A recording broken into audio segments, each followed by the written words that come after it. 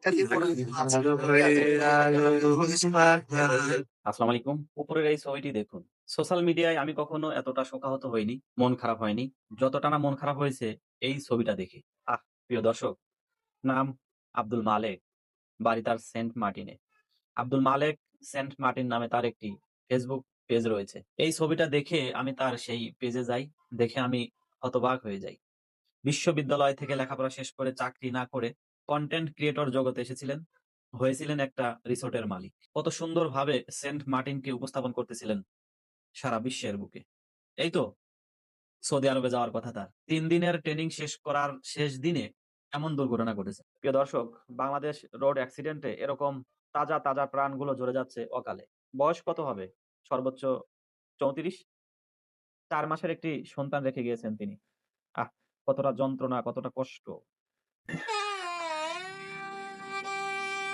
طريقة الموت ثم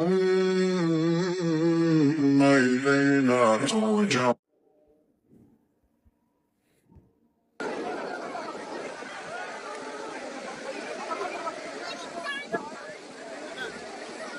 আগামী কয়েকদিনের মধ্যে সৌদি আরব যাওয়ার কথা আর কি।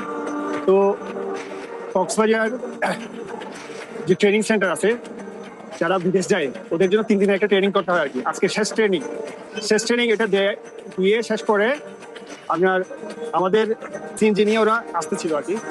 আসার পথে আপনার বাংলা বাজারের ওইখানে এই আপনার সিএনজির সাথে ট্রাকের মুখোমুখি সংঘর্ষ হয় আর কি। মুখোমুখি সংঘর্ষ হওয়ার পরে সম্ভবত ও এখানে এক্সপোর্ট ডেট হওয়ার পরে তারপরে ওর মোবাইলে ওর বড় ভাই জিহাদি, আপনাকে সবাই তো মেবি চিনেন, সেন্ট মার্টিনের জিহাদি বলে সবাই চিনে, ওর ছোট ভাই মালেক। তো ওকে যখন ফোন দিচ্ছে মোবাইল ফোন দেওয়ার পরে শুনতে পাচ্ছে কি বলে কি এই ওর তো মারা গেছে, আপনারা হসপিটালে চলে আসে, মর্গে চলে আসে। তো উনি মর্গে চলে আসার পরে আমরা খবর পেয়ে এখানে চলে আসি আর কি। আসার পরে ওকে এক্সপোর্ট ডেট হয়েছে আর কি, সেটাই বলছে আর কি। এখানে ওর বাড়ি হচ্ছে কি আপনার সেন্ট মার্টিন। ও খুবই ছিল, খুবই একজন পপুলার ছিল আর কি, সবাই চিনে জানায়, সবাই ওনাকে খুবই কি বল যে সম্প্রীতি ছিল আগে সবার সাথে, মানে